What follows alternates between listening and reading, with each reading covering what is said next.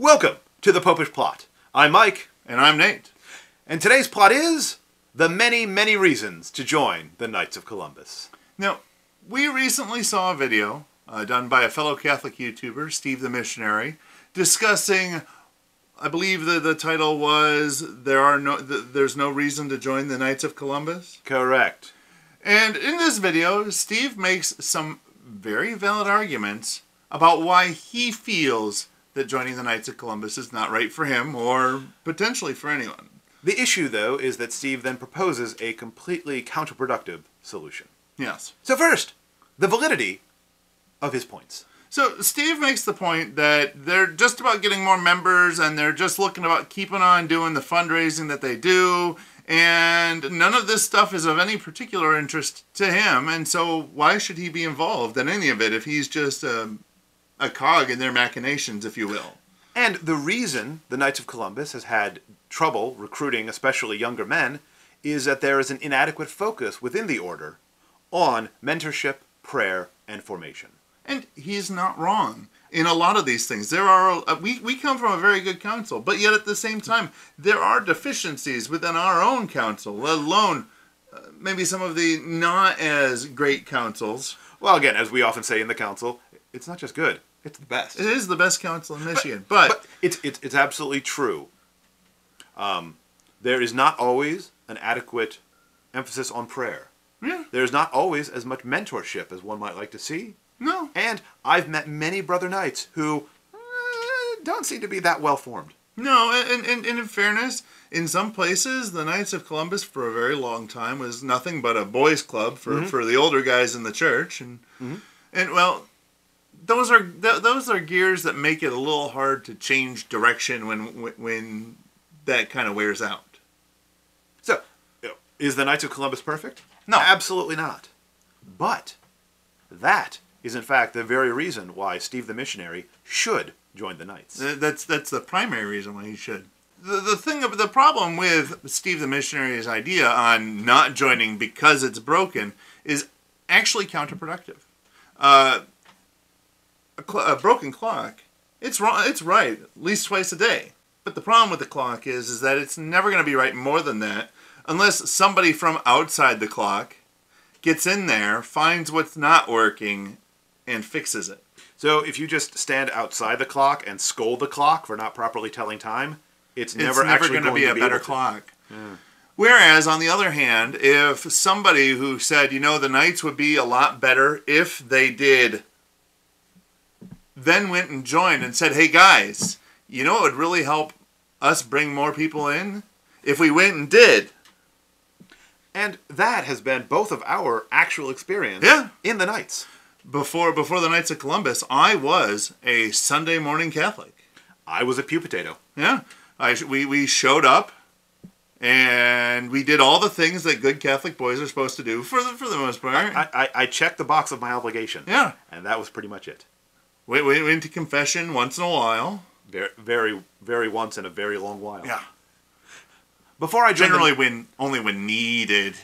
And often not even that. But before I joined the Knights, I'd never been on retreat. I wasn't open to the idea. It was a brother knight who mentored me into that retreat throughout the weekend and opened me up to all that it had to offer. Before I joined the Knights, I was pretty good at giving of my treasure. But time and talent were mine. Those are my things. Before I joined the Knights, I never was a regular Eucharistic adorer. Nope. And then, when a brother knight became ill, I took over his very inconvenient in the middle of the night slot, and I have learned more in the classroom of silence before the Lord and the Blessed Sacrament than in years of prayerless formation. Same here. And I've learned in the Knights, as you alluded to, time and talent in addition to treasure, I've learned to be a doer of the word and not a hearer only. Exactly. So whenever we are out there fundraising, and again, we know that we do quite a bit of it, but we always do it for a purpose, for a reason, to fund the many good works that our council and the Knights as a whole does. In fact, I believe just recently, back in January, we were celebrating one of these good works that through all that fundraising that the Knights do, we were able to accomplish over the course of the past 10 years. Do you recall what there was, though? In January, the Order donated the 1,000th ultrasound machine in the Ultrasound Initiative.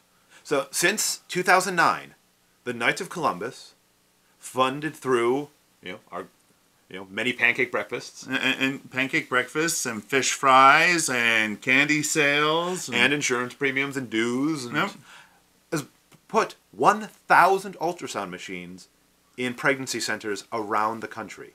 Now, some of you might look at that and go, "Woohoo! Great! They bought ultrasound machines for people."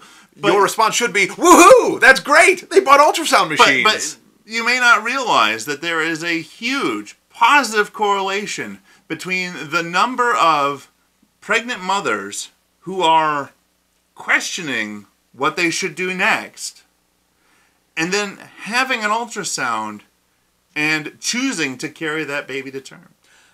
Seeing an ultrasound of an infant in the womb is what converted the vicious abortionist, Dr. Bernard Nathanson, into one of the country's foremost pro-life advocates, and eventually led to his conversion to the Catholic faith.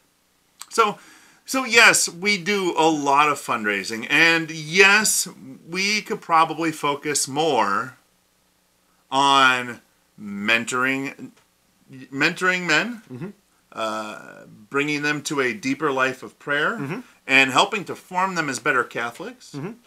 But the only way that's going to happen is if men committed to those principles join the Knights and then change it from within. Consider being the man who leads a council in mentorship, in prayer, in formation.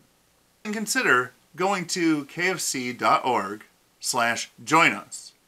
And there you can actually sign right up to become a Knight. Right then and there. So, comment below on whether or not you think there are reasons to join the Knights of Columbus. What you think of the reasons that we've put forward. Or do you think that Steve the Missionary's critique is completely valid without any flaw?